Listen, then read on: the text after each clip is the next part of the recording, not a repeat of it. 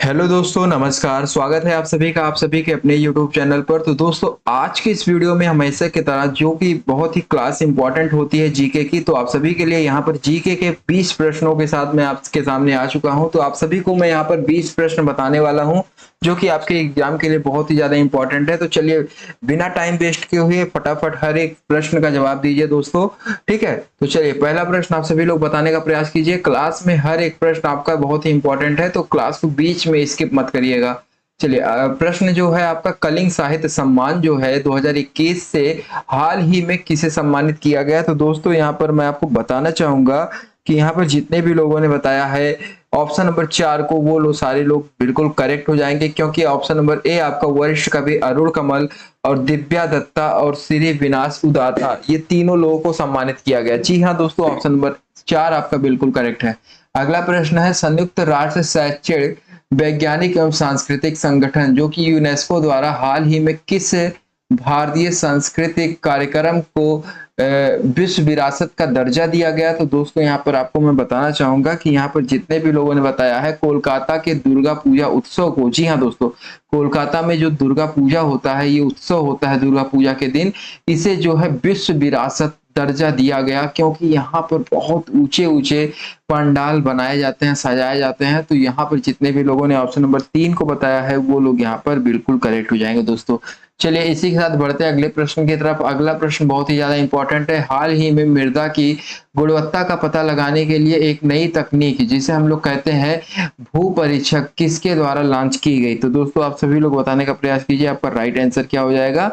तो मैं आपको बताना चाहूंगा कि यहाँ पर जो दोस्तों आपका जो राइट आंसर हो जाएगा आईआईटी कानपुर। जी हाँ दोस्तों, आईआईटी कानपुर यहाँ पर आपका बिल्कुल करेक्ट हो जाएगा। आईआईटी कानपुर के एक प्रोटेबेल मृदा परीक्षण उपकरण जो है, जिसे हम लोग कह सकते हैं भू परीक्षक, ठीक है, ये चीज विकसित किया है। और जो एक क्या है दोस्तों, एक एम्बेडेड मोबाइल एप्लीकेशन के माध्यम से केवल 90 सेकंड में, जी हाँ दोस्तों, केवल 90 सेकंड में, आप सभी लोग ध्यान दीजिए, केवल 90 सेकंड में मृदा के स्वास्थ्य का पता लगा सकता है। ठीक है, बहुत ही इंपॉर्टेंट है। ये आईआईटी कानपुर ने इसमें उपाधि मतलब उपलब्धि प्राप्त की। अगला प्रश्न है, हाल ही में किस सोशल साइट ने टेक ए ब्रेक, बताइए दोस्तों, हाल ही में किस सोशल साइट ने टेक ए ब्रेक नाम से एक फीचर लॉन्च किया। तो दोस्तों, यहाँ पर आपका जो राइट आंसर हो जाएगा, देखिए बहुत ही इंपॉर्टेंट है, जितने भी लोग सोशल मीडिया के यूज करते हैं उन्हें जरूर पता होगा। तो ऑप्शन नंबर आपका जो तीसरा वाला है इंस्टाग्राम, वो लोग यहाँ पर बिल्कुल करेक्ट हो जाएंगे। इंस्टाग्राम ने जो है टेक ए ब्रेक नाम से एक फीचर लॉन्च किया है। अगला प्रश्न है, आप सभी लोग देखिए और बताने का प्रयास कीजिए।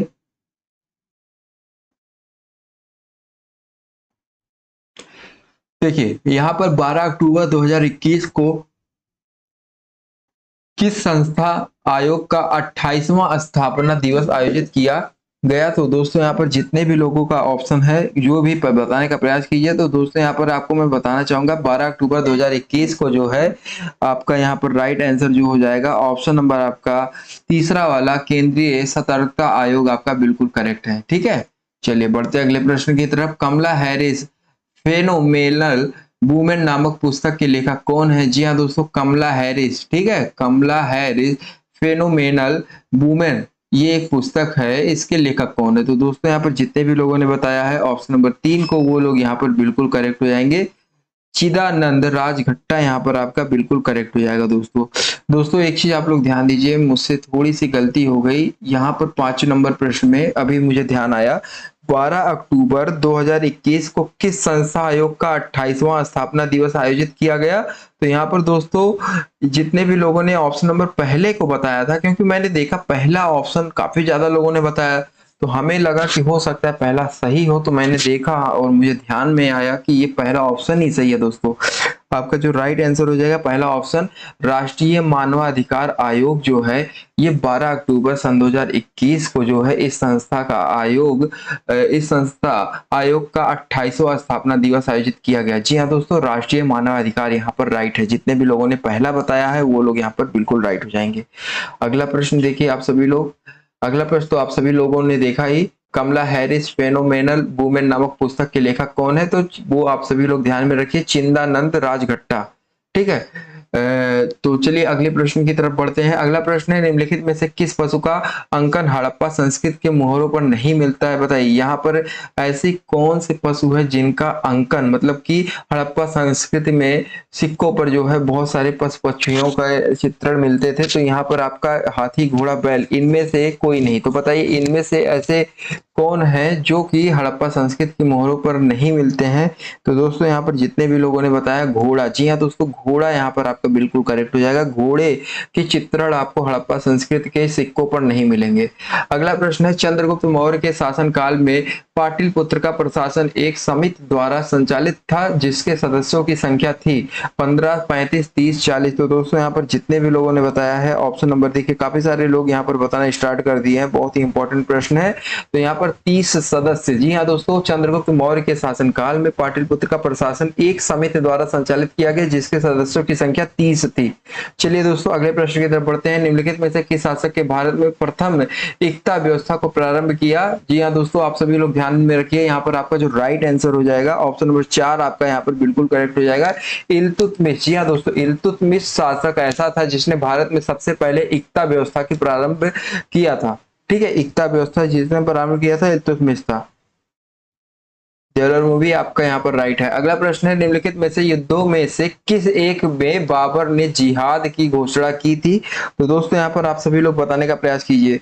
देखिए मैं आपको बताना चाहूंगा कि 17 मार्च सन 1527 ईस्वी में, 17 मार्च, आप सभी लोग ध्यान में रखिए, 17 मार्च सन 1527। जी हाँ दोस्तों, आप सभी लोग ध्यान में रखिए, 17 मार्च सन 1527 ईस्वी में बाबर ने जो है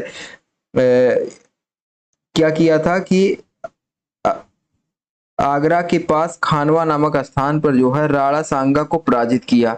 ठीक है, और खानवा के युद्ध का मुख्य कारण जो था, पानीपत के विजय के बाद बाबर का भारत में रहने का निश्चय हुआ था। ठीक है, तो आप सभी लोग इसे ध्यान में रखिए। और निम्नलिखित युद्ध में से किस युद्ध में बाबर ने जिहाद की घोषणा की? तो ऑप्शन नंबर 3 आपका खानवा का युद्ध, आपका जो है ऑप्शन नंबर 3 बिल्कुल करेक्ट हो जाएगा। निम्नलिखित में से बलबन के काल में विद्रोह करने वाला बंगाल का गवर्नर कौन था? तो दोस्तों यहाँ पर जितने भी लोगों ने तुगरिल खां को बताया है वो लोग यहाँ पर बिल्कुल राइट हो जाएंगे, तुगरिल खां। ठीक है, ऑप्शन नंबर दूसरा वाला आपका। चलिए अगले प्रश्न की तरफ बढ़ते हैं। अगला प्रश्न है, भारत छोड़ो आंदोलन का प्रस्ताव बंबई के किस मैदान में पारित किया गया? तो भारत छोड़ो आंदोलन का प्रस्ताव जो है बंबई के किस मैदान में पारित किया गया? तो दोस्तों यहाँ पर जितने भी लोगों ने ग्वालियर टैंक मैदान को बताया है वो लोग यहाँ पर बिल्कुल करेक्ट हो जाएंगे। ठीक है, ग्वालियर टैंक मैदान जो है भारत छोड़ो आंदोलन का प्रस्ताव बंबई के मैदान में पारित किया गया था। ठीक है, चलिए अगले प्रश्न की तरफ बढ़ते हैं। हुनर ग्रंथियां पाई जाती हैं? तो हुनर ग्रंथियां दोस्तों यहाँ पर जितने भी लोगों ने ऑप्शन नंबर 2 को बताया है छोटी आंत में पाई जाती हैं वो लोग यहाँ पर बिल्कुल करेक्ट हो जाएंगे। हुनर ग्रंथियां जो है छोटी आंत में पाई जाती हैं। चलिए बढ़ते हैं अगले प्रश्न की तरफ। मानव शरीर में कितनी जोड़ी मेरु तंत्रिकाएं पाई जाती हैं? तो दोस्तों यहाँ पर जितने भी लोगों ने बताया 31 जोड़ी मेरु तंत्रिकाएं पाई जाती है वो लोग यहाँ पर बिल्कुल राइट हो जाएंगे। मानव शरीर में 31 जोड़ी मेरु तंत्रिकाएं पाई जाती हैं। अगला प्रश्न है, निम्नलिखित में से किसे मास्टर ग्रंथि कहा जाता है? तो दोस्तों जैसा कि आप सभी लोग जानते होंगे, मास्टर ग्रंथि जो होती है उसे हम लोग कहते हैं पीयूष ग्रंथि।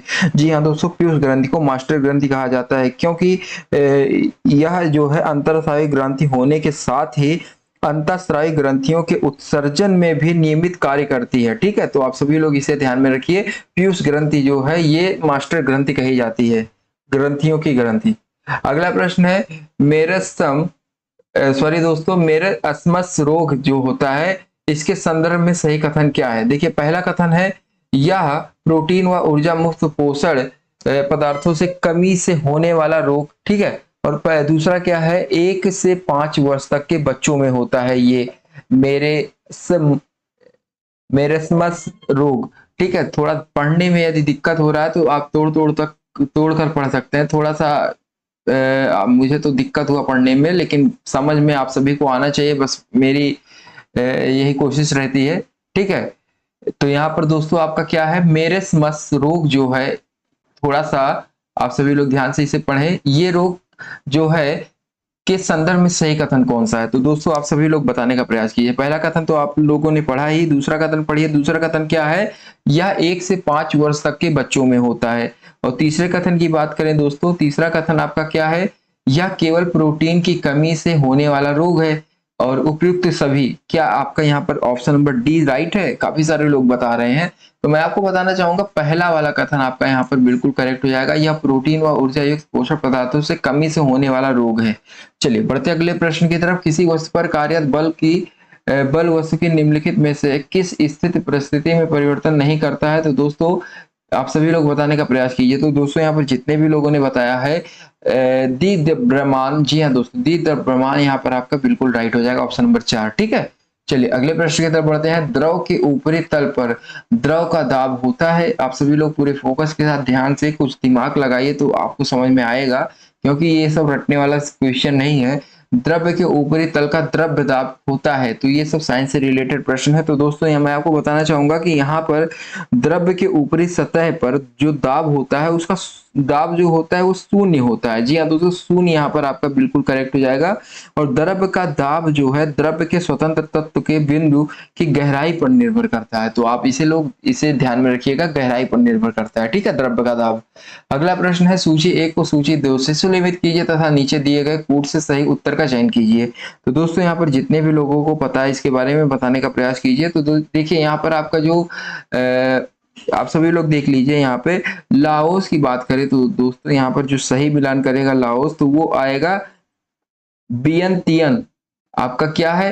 बियन तियन आपका चौथे से रिलेट करेगा। ठीक है, तो आप सभी लोग इसे ध्यान में रखिए। और बात करें उज्बेकिस्तान की, तो दोस्तों यहाँ पर एक तरफ एशिया के स्थलबद्ध देश है और दूसरी तरफ राजधानियां। तो लाओस की राजधानी क्या है? वियंतियन। तो आप सभी लोग ध्यान में रखिए। और उज्बेकिस्तान, तो आप सभी लोग पूरे इंटरेस्ट के साथ पढ़ेंगे तो तभी आपको समझ में आएगा। तो बी वाला जो है आपका मिलान करेगा जाके ताशकंद से। जी हाँ दोस्तों, ताशकंद की उज्बेकिस्तान की राजधानी क्या है? ताशकंद। यहाँ पर काजू आपका राइट हो जाएगा, ऑप्शन नंबर 3। और अजरबैजान की राजधानी क्या है? इस देश की राजधानी क्या है? ये एशिया के देश हैं, स्थलबंध देश। तो दोस्तों यहाँ पर जितने भी लोगों ने बताया है, देखिए काफी सारे लोग बता रहे हैं बाकू। जी हाँ दोस्तों, बाकू जितने भी लोग बता रहे हैं वो लोग यहाँ पर बिल्कुल करेक्ट हो जाएंगे। और अफगानिस्तान, तो आप सभी लोग जानते हैं अफगानिस्तान की जो राजधानी है वो है काबुल। तो आपका काबुल। और अजरबैजान की राजधानी बाकू, उज्बेकिस्तान की राजधानी दोस्तों मैंने आपको बताया ताशकंद, और लाओस की राजधानी वियंतियान। ठीक है, बहुत ही इंपॉर्टेंट है, इसे ध्यान में रखिए। अगला प्रश्न है ये कि आज की इस क्लास का जो है लास्ट प्रश्न है। इसके बाद आप सबकी एक बहुत ही ज्यादा इंपॉर्टेंट क्लास चलने वाली है। हमेशा की तरह जैसे ही आपकी क्लास समाप्त होती है आप सभी को कमेंट बॉक्स में एक लिंक मिलता है, तो आप उस लिंक पर क्लिक करिए और अगला क्लास भी अटेंड करिए, बहुत ही इंपॉर्टेंट है वो क्लास। तो चलिए, ग्रीन हाउस गैसों में सबसे छोटा जीवन काल किस गैस का होता है? तो दोस्तों यहाँ पर जितने भी लोगों को पता है इसके बारे में बताने का प्रयास कीजिए। तो दोस्तों यदि बात करें ग्रीन हाउस, सभी लोग जानते होंगे ग्रीन हाउस जो होता है वो शीशे के माध्यम से सूर्य की ऊर्जा को अपने में समाहित कर लेता है और काफी देर तक उसकी ऊर्जा बनी रहती है। ग्रीन हाउस प्रभाव यही इफेक्ट करता है। शॉर्टकट में मैंने बताया आप सभी को। आप सभी लोग यहाँ पर ये बताने का प्रयास कीजिए कि ग्रीन हाउस गैसों में सबसे छोटा जीवन काल किस गैस का होता है। तो यहाँ पर जितने भी लोगों ने बताया है ऑप्शन नंबर दूसरे को, वो लोग यहाँ पर बिल्कुल करेक्ट हो जाएंगे। देखिए यहाँ पर दूसरा वाला ऑप्शन क्या है? मीथेन। ठीक है, पहला ऑप्शन कार्बन डाइऑक्साइड, जो कि यहाँ लिखना चाहिए था CO2, जो कि वो आपका नीचे लिख दिया है, तो कोई बात नहीं। आप लोग दूसरा वाला ऑप्शन देख लीजिए, मेथेन, जिसे हम लोग कहते हैं CH2। इसका सूत्र क्या होता है? CH2 केमिस्ट्री की भाषा में। तो दोस्तों इसी के साथ जो है आज की क्लास जो है आप सबके यहीं पर समाप्त होती है। ग्रीन हाउस गैसों में सबसे छोटा जीवन काल मेथेन गैस का होता है। ठीक है दोस्तों, आज की ये क्लास आप सभी को कैसी लगी कमेंट करके जरूर बताएं। और यदि चैनल पर नए हैं तो चैनल को सब्सक्राइब किए बिना मत जाइए, लाल वाले बटन को दबाइए और आल वाले बेल आइकन पर भी क्लिक करिए। ठीक है, तो चलिए दोस्तों, इसी के साथ आज की ये क्लास यहीं पर समाप्त होती है। और यदि आप लोग ने अभी तक चैनल को शेयर नहीं किया तो शेयर भी कर दीजिए। ठीक है, क्लास को शेयर कर दीजिए जिससे और भी लोग इसका लाभ उठा सके। धन्यवाद दोस्तों।